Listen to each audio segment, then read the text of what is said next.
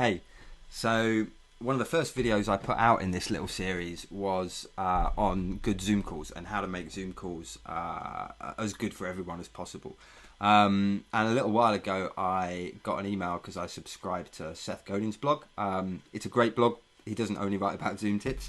Um, but he came up with a couple of good things that I didn't mention. A lot of the stuff on here, sitting close to the screen, using decent audio, hitting mute, not eating, etc. during the meeting, are kind of stuff I talked about, or they're fairly obvious. But there's a couple of really good bits in here. Firstly, don't sit with a window behind you. The number of calls I've had where somebody has got this giant window and you can't see their face, just this big lot of light.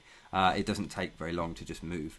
And also this one, when you're on mute during an audio call, you can kind of do whatever you want, right?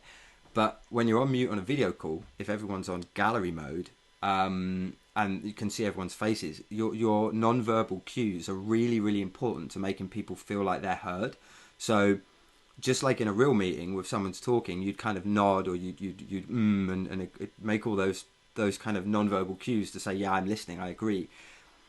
It's just as important on a Zoom call, and so don't be going off to feed your dog or if you've got another monitor over here, looking over here and typing on it. Try to get your participants wherever your camera is and listen to people and nod and like almost exaggerate it a little bit. And someone asks a question like, does this make sense? Give them a thumbs up because they won't be able to hear your kind of grunts and affirmative noises. So you need to do that with your body instead. And then the other bit, like if you're walking on your phone, like don't walk. This is something I've not mentioned before, and it's such a pet peeve of mine now I think about it. Ideally, don't use a phone for taking Zoom calls, right? But in plenty of circumstances, you have to because it's the only thing you've got and you're out or whatever.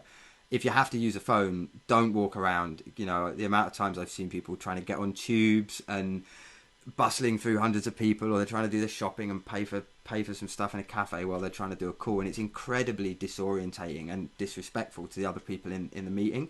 So don't do that. Like, sit down somewhere or find a corner on the street, take the Zoom call, don't move while you're doing it.